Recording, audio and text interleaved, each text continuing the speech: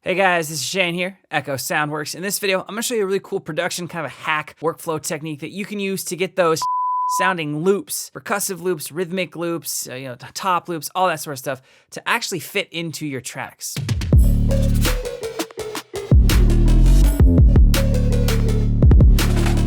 So you've probably downloaded a construction kit, a sample pack, or maybe you're working with loops that come in your DAW, and you've probably had a hard time finding a loop that fit the vibe of the track that you're working on.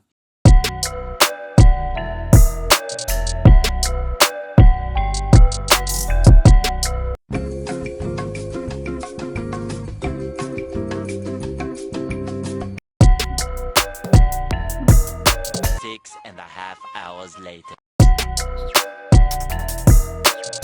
Right, so instead of chopping up that loop and spending a bunch of time to try to get to fix or a bunch of time searching for a different loop, you can test out this technique that I'm gonna show you in this video, and I'm gonna show you two different ways to do it. One is going to use a transient shaper. The other is going to be something that's kind of special to Ableton. So let's dive into Logic and get started.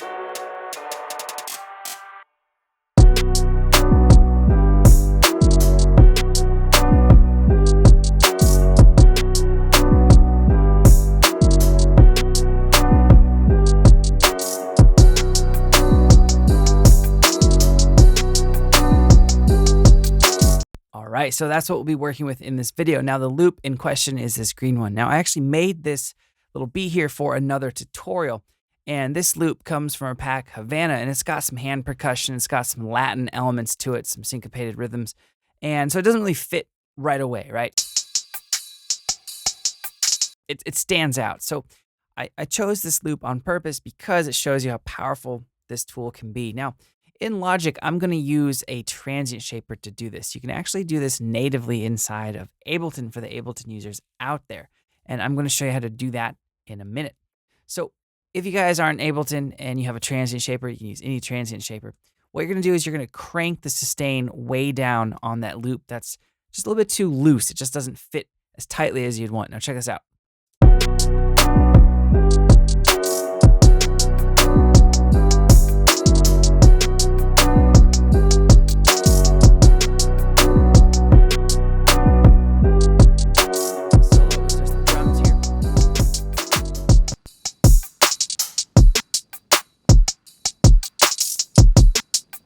Right, it's real tight. It fits with the other elements in the groove a lot better. Now, you can actually use this as a kind of arrangement tool.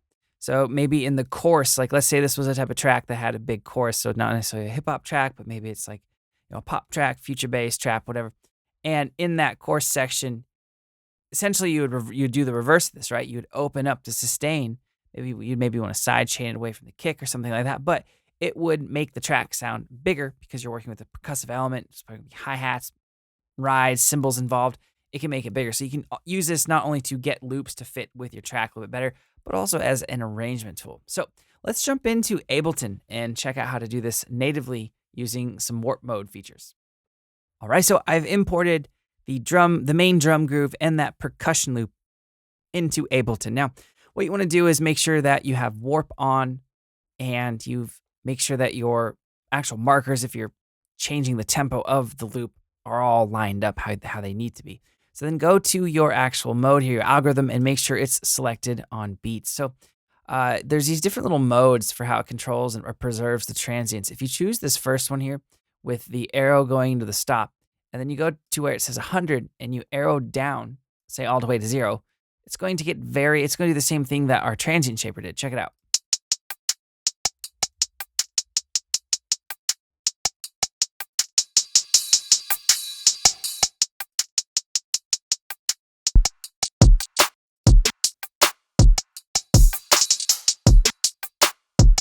Right, so you can tighten up your beats in Ableton natively without having to actually use a transient shaper. All right, guys, that's going to sum up this video. If you have any questions or comments, let me know, and I'll get back to you as soon as I can. If you liked this video and you want to see more videos like it, definitely hit that like and subscribe button. All right, guys, thank you so much for watching. I'll see you next time.